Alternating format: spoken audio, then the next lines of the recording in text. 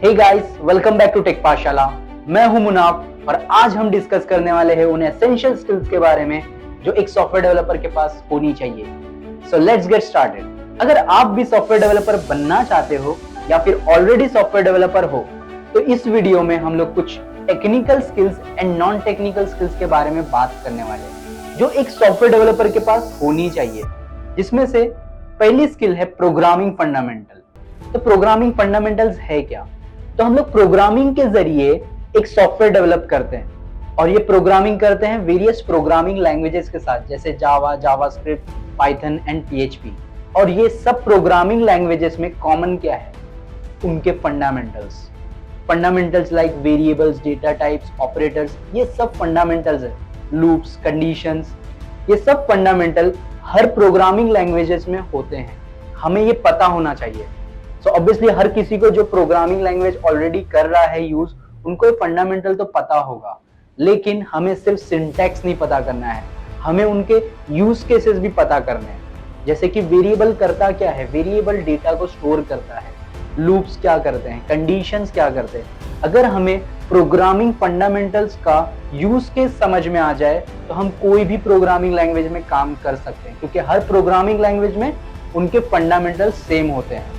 So as a software developer हमारे पास एक एसेंशियल स्किल होती है कि प्रोग्रामिंग फंडामेंटल्स के यूज केस पता हो, ना कि सिर्फ सिंटैक्स पता हो। प्रोग्रामिंग में सिर्फ सिंटैक्स या फिर कमांड याद रखना काफी नहीं है। ये ऑलरेडी हम लोग ने फर्स्ट स्किल में देखा कि प्रोग्रामिंग के फंडामेंटल के साथ यूज केस भी याद रखने चाहिए, लेकिन सिर्फ यूज केस से भी काम नहीं होगा। हमें इसके साथ चाहिए कि हमारे अंदर प्रॉब्लम सॉल्विंग स्किल भी आ जाए। अब ये problem solving skill and logic building है क्या? सो जनरली प्रोग्रामिंग के जरिए हम लोग कंप्यूटर को कुछ इंस्ट्रक्शन देते रहते हैं और ये इंस्ट्रक्शंस जो है हम लोग माइंड में सोचे हुए रहते हैं, उसको कन्वर्ट करते इनटू अ कोड, और ये स्किल को बोलते हैं हम लोग लॉजिक बिल्डिंग और प्रॉब्लम सॉल्विंग स्किल। बेसिकली हम लोग को प्रोग्रामिंग का सिर्फ नॉलेज है कि वेरिएबल कैसे बनाते हैं, लूप कैसे करते हैं, कंडीशन कैसे करते हैं, इसके जरिए लॉजिक बिल्डिंग नहीं होता है। इसके लिए तुम्हें चाहिए कि कुछ स्टेप बाय स्टेप चीजें करें। सो हमें प्रॉब्लम सॉल्विंग को इम्प्रूव करना है, तो उसके लिए चाहिए कि सब में पहले हमें गोल डिफाइन करना पड़ेगा कि हमें क्या क्या चीजें सीखनी है। तो जैसे कि इसमें हो सकता है कि तुम्हें डेटा स्ट्रक्चर सीखना हो, तुम्हें हो सकता है कि तुम्हें रेगुलरली एल्गोरिदम की प्रैक्टिस करना हो, कि तुम कोड नहीं लिख पा रहे हो। तो इसके लिए तुम्हें सब में पहले डिफाइन करना पड़ेगा, पहले अवेयर होना पड़ेगा कि what I am currently lacking.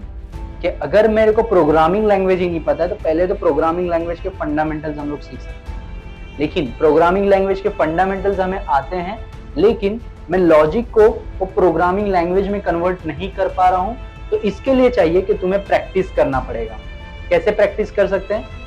बहुत सारे वेबसाइट्स मिलते हैं जिसपे प्रॉब्लम डेफिनेशंस हमको पहले से प्री डिफाइंड मिलते हैं, जैसे कि हैकररैंक हो गया, लीड कोड हो गया।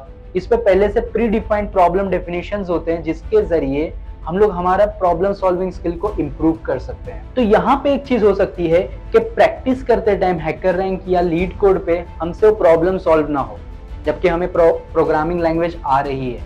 तो ये केस में हम क्या कर सकते हैं? हमारे अप्रोच को सुधार सकते हैं। कि जैसे कि बहुत सारे लोग मैं देखा हूँ कि डायरेक्टली कोड पे जंप कर देते हैं, तो यहाँ पे ये अप्रोच को सुधारते हैं। Just because of this approach हम लोग कोई प्रॉब्लम को सॉल्व नहीं कर पाते हैं। तो सब में पहला प्रॉब्लम को अप्रोच अंडरस्टैंड करो कि पहले तुमको करना है कि प्रॉब्लम को अंडरस्टैंड करना है, फिर उसके बाद प्रॉब्लम को टेक्स्ट में सोल्यूशन प्रोवाइड करना है, फिर टेक्स्ट में सोल्यूशन के बाद उसमें एज केसेस देखना है, देन फोर्थ स्टेप पे तुमको कोड करना है एंड देन उसको टेस्ट करना है।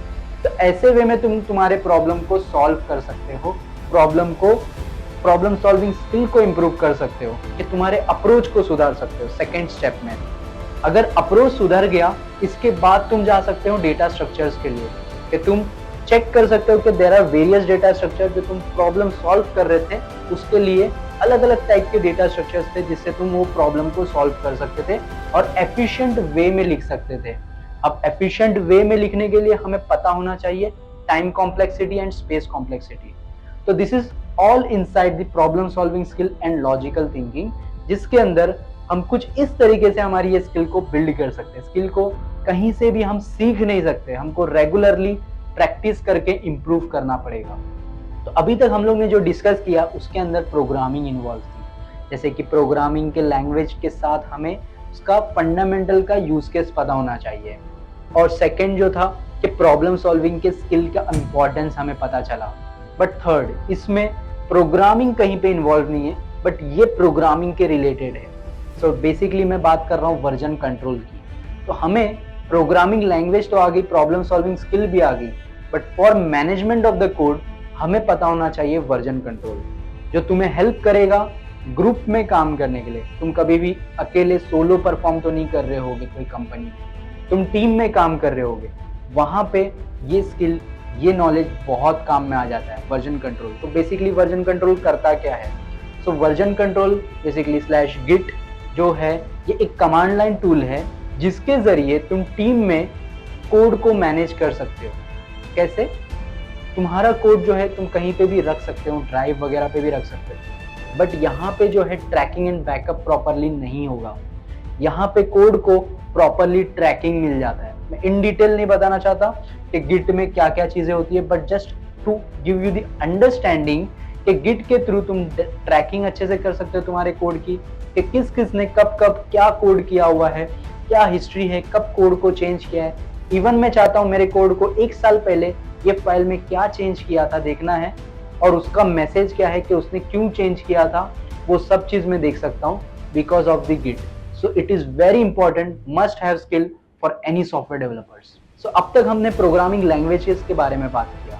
प्रोग्रामिंग लैंग्वेज के जरिए तुम सॉफ्टवेयर तो डेवलप कर सकते हो, बट जब तुम इंडस्ट्रियल लेवल प्रोजेक्ट बनाओगे या फिर तुम कोई बड़ा कॉम्प्लेक्स प्रोजेक्ट बनाओगे तो यहाँ पे बहुत ज़्यादा हेक्टिक हो जाएगा तुम्हारा प्रोग्रामिंग। तो यहाँ पे पिक्चर में आ जाता है कि तुम कोई तुम्हारे प्रोग्रामिंग लैंग्वेज के और डोमेन के हिसाब से तुम फ्रेमवर्क सीखो। जैसे कि तुम्हारा प्रोग्रामिंग लैंग्वेज है जावास्क्रिप्ट, जिस पे तुमने प्रॉब्लम सॉल्विंग स्किल इम्प्रूव कर चुका है, लेकिन तुम्हें चाहिए कि तुम्हें फ्रंट एंड डेवलप करना है या फिर बैक एंड डेवलप करना है, तो उसके रिगार्डिंग एक फ्रेमवर्क तुम सीख सकते हो।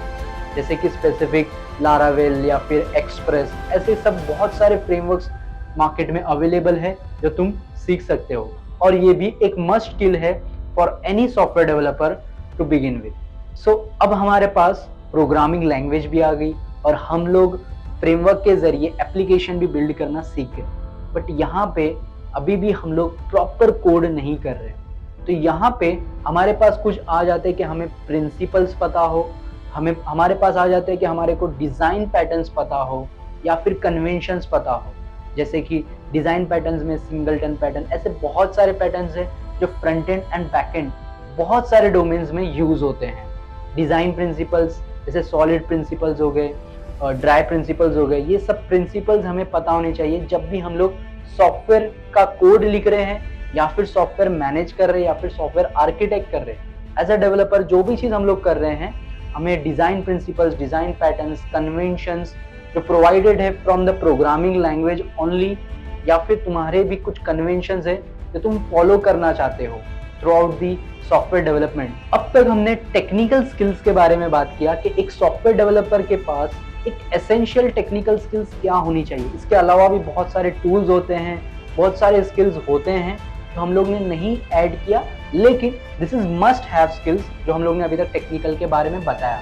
बट इसके अलावा भी हमारे पास must have non technical skills होते हैं जो हमारे पास होने चाहिए। जैसे कि first, communication and team work skills हमारे पास होने चाहिए। सो यहाँ पे एक स्किल बहुत ही इंपॉर्टेंट हो जाती है for any software developer, that is clear communication. Communication हमारा बहुत ही क्लियर होना चाहिए। I am not talking about कि हिंदी में बात करो, इंग्लिश में बात करो या फिर कोई और लैंग्वेज में, बट कम्युनिकेशन हमारा क्लियर होना चाहिए, अंडरस्टैंडिंग क्लियर होनी चाहिए एज अ सॉफ्टवेयर डेवलपर। क्योंकि हमें हो सकता है कि हमें क्लाइंट से रिक्वायरमेंट लेना है, तो यहाँ पे भी कम्युनिकेशन क्लियर होना चाहिए। या फिर हो सकता है कि हमारे कलीग्स को हमें रिक्वायरमेंट देनी है या फिर डिस्क्राइब करना है कि फ्लो क्या है, तो यहाँ पे हमारा क्लियर कम्युनिकेशन होना चाहिए। जैसे कि इवन हमें कोई अपडेट्स डालना है तो पूरी टीम को अपडेटेड रखना है हमारी पूरी टीम को, तो यहाँ पे भी कम्युनिकेशन का पार्ट आ जाता है।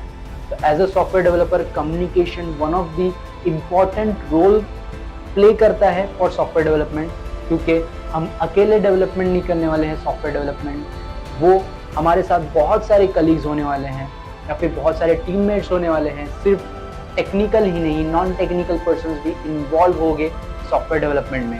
तो यहाँ पे कम्युनिकेशन जो होना चाहिए वो बहुत ही क्लियर होना चाहिए। सो कम्युनिकेशन हमारे लिस्ट में होना चाहिए as essential skills for a software development. Second is team collaboration. So हमारे अंदर as a software developer team में वर्क करते आना चाहिए, टीम वर्क होना चाहिए हमारे अंदर। अगर नहीं है तो हमारे अंदर लाना पड़ेगा। जैसे मैंने बताया कि एज ए सॉफ्टवेयर डेवलपर हम कभी भी सोलो वर्क नहीं करने वाले।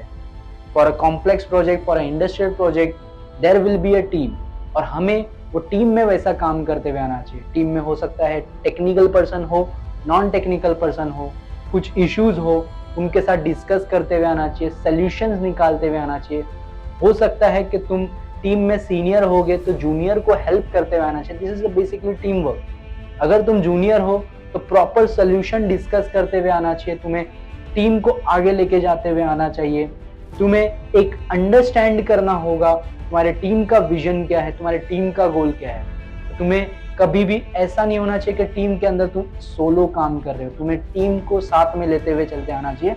It is very important to any software developer. So हमने बात किया कम्युनिकेशन की कि एज ए सॉफ्टवेयर डेवलपर मैं बहुत सारा कम्युनिकेशन करने वाला हूँ टीम में, और टीम में काम करूँगा तो मेरे पास टीम कोलैबोरेटिव स्किल भी होनी चाहिए। बट सिर्फ टीम कोलैबोरेटिव और कम्युनिकेशन से काम नहीं चलेगा, हमारे अंदर वो लर्निंग की चाह भी होनी चाहिए, कंटिन्यूस लर्निंग, कि हम हमारे लिए खुद के लिए गोल सेट कर रहे हो। टीम है क्या? एक सब इंडिविजुअल से बनी हुई एक टीम है, और हर कोई अगर अपने आप को ग्रो नहीं कर रहा है तो टीम भी ग्रो नहीं होगी। तो हमें चाहिए एज ए सॉफ्टवेयर डेवलपर कि हम अपने आप को ग्रो करें बेसिस ऑन लर्निंग, कि हम हर वक्त कुछ ना कुछ नया सीख रहे हैं। जैसे कि हमारा प्रॉब्लम सॉल्विंग स्किल अगर लेस है तो हम लोग उसको इम्प्रूव कर रहे हैं। जैसे कि हमें कोई फ्रेमवर्क नहीं पता है तो हम लोग फ्रेमवर्क सीख रहे हैं, या फिर अगर हमें ये सब चीज़ पता है तो हम लोग डिज़ाइन पैटर्न, डिज़ाइन प्रिंसिपल्स ये सब सीख रहे हैं, high level design, low level design. क्योंकि सीखने के लिए बहुत सारी चीज़ें हैं in software development, in technical any domain. हर डोमेन में कभी लर्निंग ख़त्म नहीं होती है। तो कंटिन्यूस लर्निंग हमारा अप्रोच होना चाहिए फॉर बेटर टीम वर्क और for better development. So third is time management. Time management बहुत ही क्रूशियल हो जाता है फॉर एनी सॉफ्टवेयर डेवलपर, चाहे वो जूनियर हो, चाहे वो सीनियर हो, चाहे टीम लीड हो। हर किसी के लिए टाइम मैनेजमेंट बहुत इंपॉर्टेंट हो जाता है, क्योंकि हम सॉफ्टवेयर डेवलपमेंट एक डेडलाइन के साथ कर रहे होते हैं। जैसे कि हमें कुछ टाइम में वो सॉफ्टवेयर डेवलप करके अचीव करना होता है। तो यहाँ पे हमारे लिए टाइम मैनेजमेंट बहुत ही क्रूशियल रोल हो जाता है, जिसमें हम हर कोई फंसता है। तो हमें चाहिए कि हम टाइम मैनेजमेंट को सीखें, हम इम्प्लीमेंट करें, रेगुलरली टू डूज बनाएं, प्रायोरिटीज सेट करें फॉर एनी सॉफ्टवेयर डेवलपर। सिर्फ यही नहीं होता है कि हमें डेडलाइन अचीव करना है, कभी कभार ऐसा भी होता है फॉर एनी सॉफ्टवेयर डेवलपर कि हम ऑलरेडी एक काम पे, एक प्रोजेक्ट पे काम कर रहे हैं। हो सकता है कुछ एक्स्ट्रा काम आ जाए जो प्रीवियसली तुम लोग ने काम किया हो, या फिर हो सकता है कि तुम्हें कोई कलीग को हेल्प करना हो। तो ये सब करके तुम्हें वो डेडलाइन अचीव करना है। तो यहाँ पे एक आर्ट आ जाता है फॉर एनी सॉफ्टवेयर डेवलपर के वो सीखे कि टाइम मैनेजमेंट कैसे करते हैं।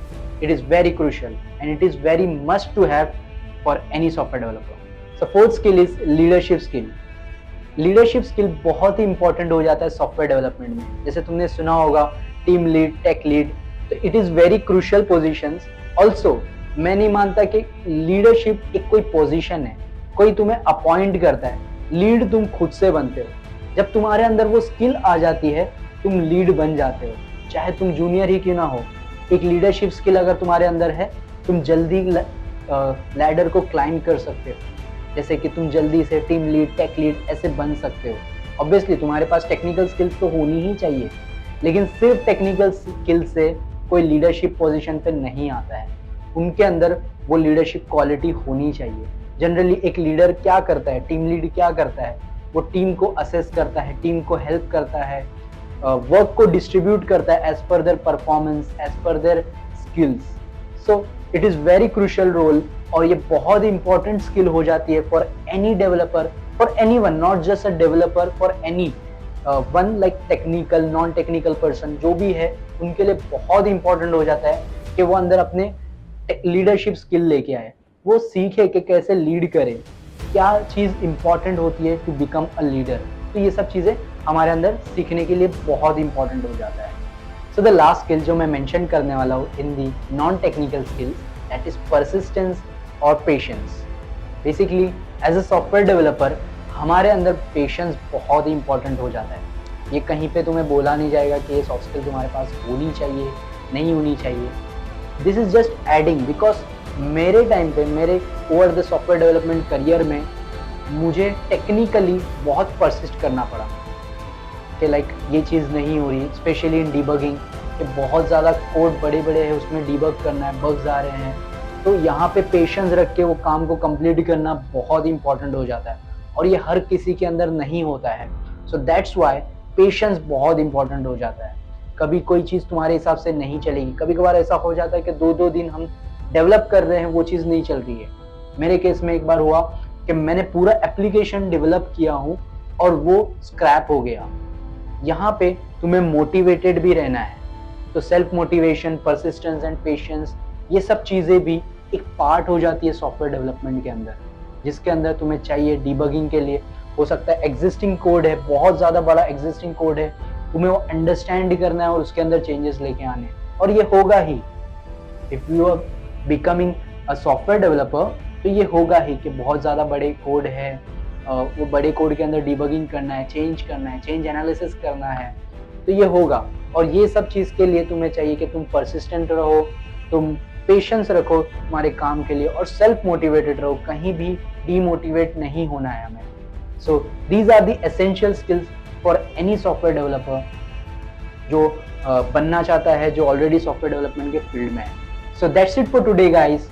वीडियो अच्छा लगा है तो लाइक कीजिए, शेयर कीजिए और कमेंट में ज़रूर बताइए कोई भी स्किल्स मेरे से छूटी है और कौन सी स्किल्स तुम्हारे हिसाब से तुमको बहुत ज़्यादा पसंद आई है, और कुछ भी क्वेश्चन है कमेंट में बताइए। और चैनल को सब्सक्राइब करना ना भूलें। मिलते हैं नेक्स्ट वीडियो में।